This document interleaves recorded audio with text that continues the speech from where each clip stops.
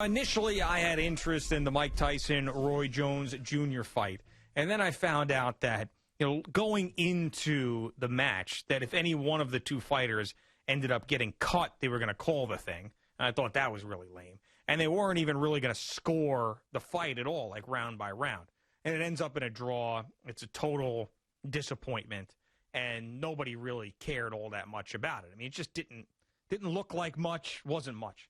However, one of the fights leading up to this spectacle, if you will, with Mike Tyson and Roy Jones Jr. was Nate Robinson getting completely knocked out.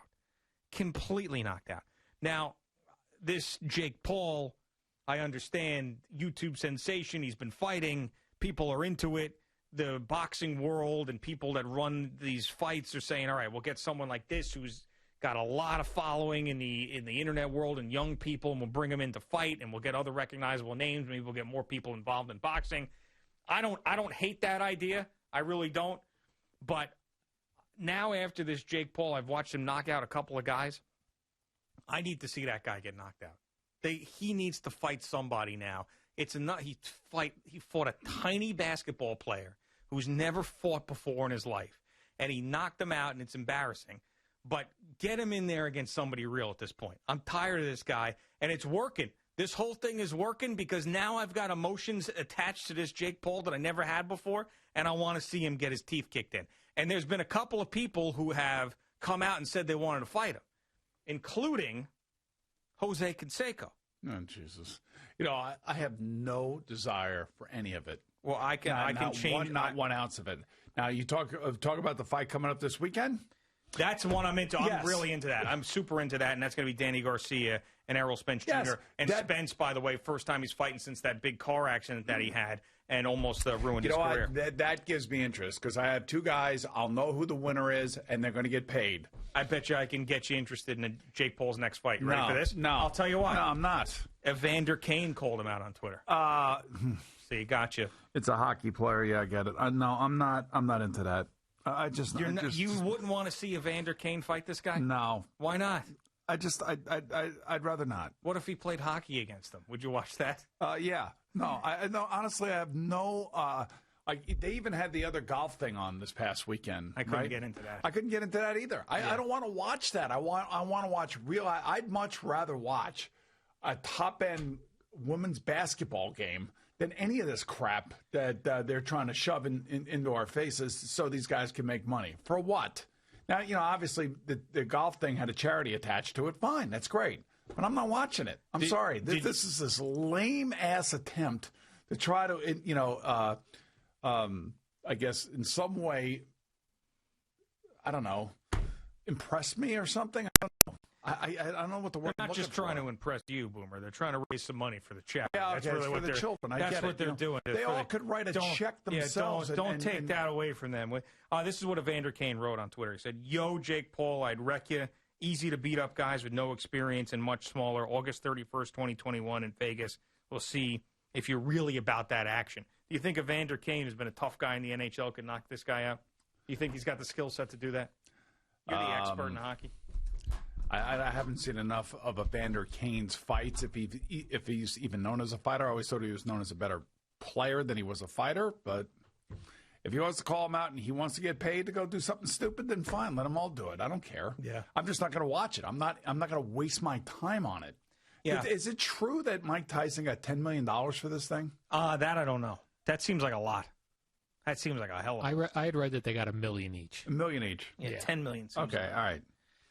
So I'm not like, Al, are you into any of this?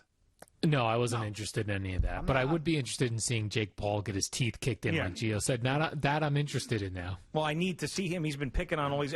So I saw him. Remember that fight night I tried to get all you guys to go to in Miami, and nobody took me up on that? Right. So I saw Jake Paul fight that night. And who did he fight that night? Some other YouTube guy who was like another tiny person. So I don't know. It was another YouTube star. I will say this. And he knocked him out, too. Nate Robinson made the decision to get into the ring himself. Right. Kind of like Adam Gase decided to get into the ring here as the Jet head coach.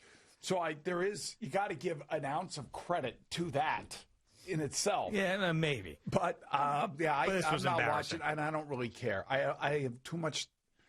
too many other things that I'm interested in other than wasting my time watching other athletes do other sports.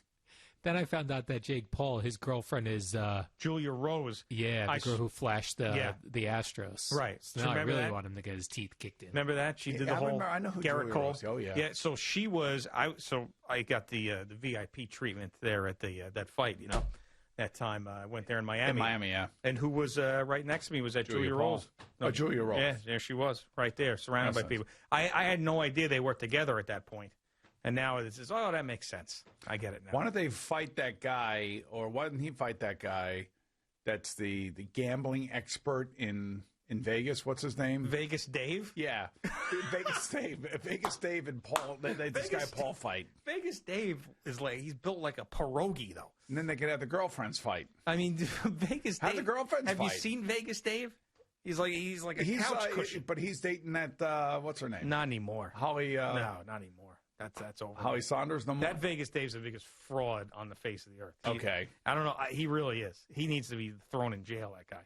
But, yeah, so Jake Paul. You know who I also saw up there that night was apparently it was Kim Kardashian's best friend.